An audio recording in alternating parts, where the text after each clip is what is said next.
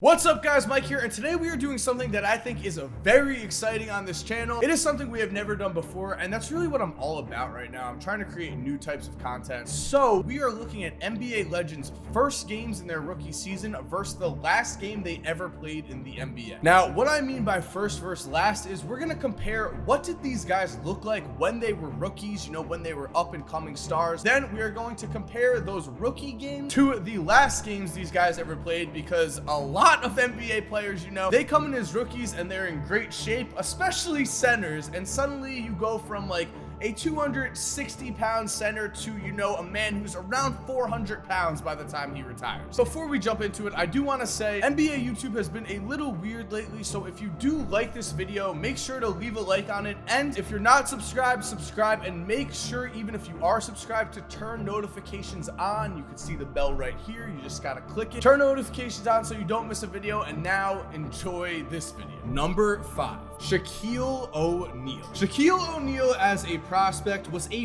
physically intimidating force of nature that the world had never seen before. With an absolutely ridiculous 5.2 blocks a game to go along with 24.1 points and 14 rebounds a night during his last season at LSU, it was obvious that coaches had absolutely no idea how to stop Shaq, and it was because of this that players began to play dirty. Yes, Shaq has later stated that the reason he skipped his senior season at LSU was that he was just tired of the beating he took from players who could not stop him legally on the court, and so instead they chose to foul him whenever they could, and again, at times things would get dirty. So Shaq would stay in college until his junior year and eventually came into the NBA in 1992 ready to make his mark. And immediately in his first game ever as a pro, he did just that. As in a 10-point win against the Miami Heat, Shaq would finish with 12 points, 18 rebounds, and 3 blocks in what could only be considered a statement to the rest of the league. And the thing is, not only were his stats impressive, but at 7'1" with a 300-pound frame to go along with a 36-inch vertical and 10% body fat, again, the league knew that this man was going to be a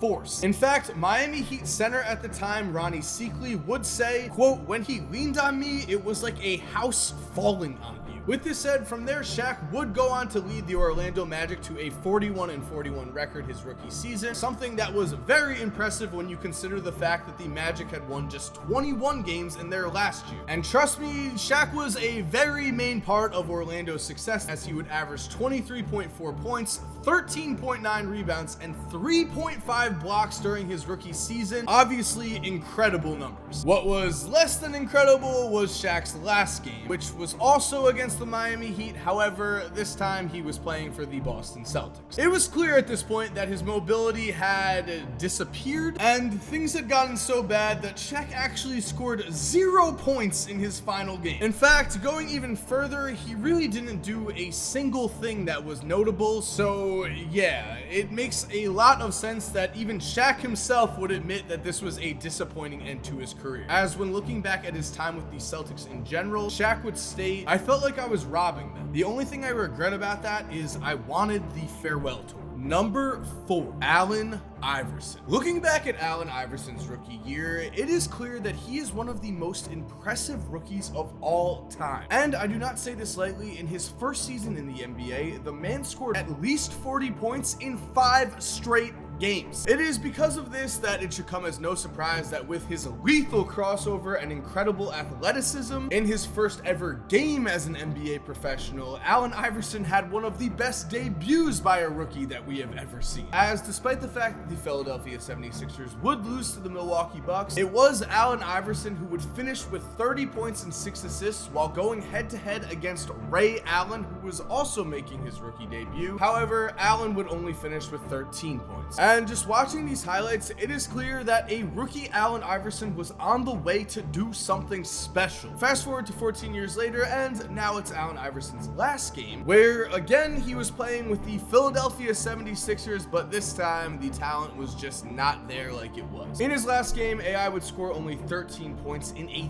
32-point loss to the up-and-coming Bulls, as this game was kind of a passing of the torch to Derrick Rose. With this said, it is clear that Iverson did leave his mark mark on this game, as at one point he did elbow Kirk Heinrich in the face and received a technical foul. So at least he went out with kind of a bang. Number 3, Charles Barkley. When Charles Barkley was a young star, he attracted everyone's attention. The reason for this is that Chuck is one of the most unique talents to ever enter the NBA. He was a 300-pound house who originally, when he entered the NBA as a rookie, ran the fast break like a point guard when he joined the Philadelphia 76ers. And yes, all anyone could talk about even then was Charles Barkley's weight, to the point where during one game his rookie season, Philadelphia, his own team, let any fan who weighed 260 pounds or more into the game for free. I don't know what kind of message they were trying to send there. However, attending that basketball game was probably the sweatiest experience of many fans' lives. Now, despite this weight, immediately Chuck would showcase the talent that would lead him to a future MVP and Hall of Fame career, and in the first 21 games he was in the starting lineup for Philly, the team would actually go 19-2. As for his first ever game, again, the skills were definitely there. Barkley would finish this game with 11 points, 6 rebounds, and 3 assists. And sure, that isn't the most impressive stat line, but again, when watching the actual tape here, you can start to see all of the signs of a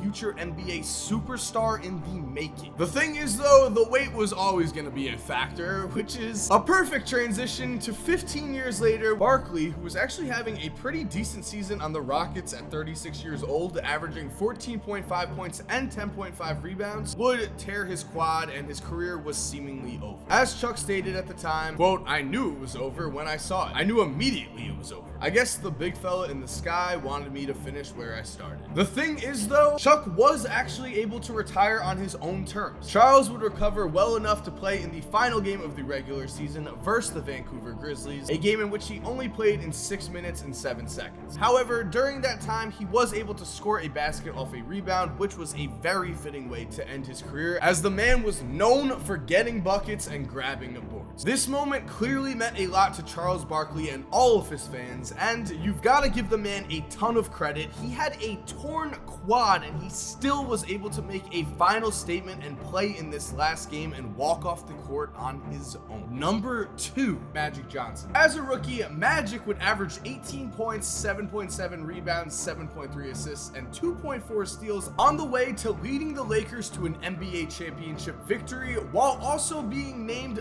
Finals MVP as a rookie. Obviously, guys, all of that is insane, and the fireworks for his rookie season would start early, because in the debut of his NBA basketball career, Magic would finish off with 26 points, 8 rebounds, 4 assists, and 4 blocks, while, and this is the most important thing here, on the other team, Kobe Bryant's dad was playing and he dunked on Kareem Abdul-Jabbar. Yes, that really happened. Yes, it's hilarious, but also what was probably more important in terms of Magic's perspective was that the Lakers won by 1 point on a game-winning shot by Kareem. The funny thing is, when Kareem made this shot, Magic would actually go and jump into his arms, not understanding that this was just one game in the NBA regular season. And because of this, Kareem kind of looked at him and was like, "What are you doing? Get off of me. We still have like 100 games left to play." Moving on to Magic's final game in the NBA in 1996. Yes, this was after his first retirement when he was forced to leave the league due to the HIV virus. 96 Magic, as you can see, had put on some weight and was actually playing some power forward for the Lakers, and at least he did get to finish off his playing career in the playoffs against the Houston Rockets. However, he only had 8 points and 4 turnovers in an 8-point Lakers loss to end Los Angeles' season. However, in my opinion, I think we should still have a lot of respect for Magic Johnson here, because the fact that he was able to return at all is pretty incredible. And number 1, Michael Jordan. Despite the fact that he was not the number 1 overall pick in his draft, the hype for Michael Jordan's professional career was tremendous. The reason for this was the summer of 1984, aka the summer before Jordan's rookie year, when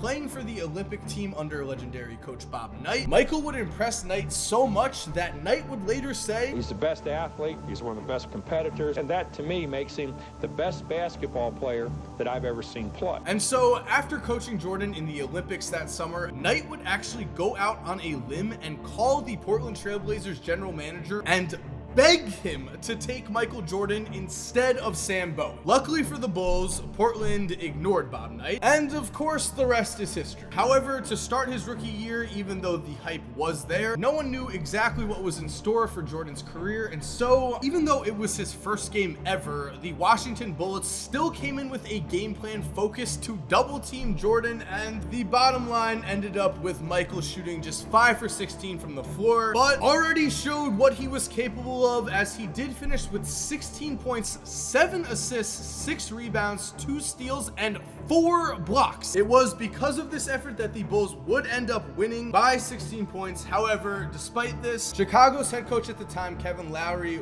would say, quote, Michael did not play that well. And based on the fact that Jordan would end his rookie year averaging over 28 points a game on over 51% shooting, you can understand why his head coach felt that way. Also, side note, in 2019, a ticket to Michael Jordan's first game that originally was valued at $8.50 was sold for $8,000, just to show you the value of Michael Jordan 35 years later. Now, as for Jordan's last game with the Washington Wizards, things were not too spectacular in terms of stats on paper. The reason I say this is that Jordan would end up with only 15 points, a far cry from what Kobe would end up with in his last game. However, what really made Jordan's last NBA appearance stand out was all of the media hype. And arguably, what was even more interesting was that Jordan was presented with a Jumpman golf cart before tip-off by Julius Erving and Moses Malone. And trust me when I say, this was a huge game to watch. Bill Cosby was there, Spike Lee, Patrick Ewing, basically anyone who could get into that building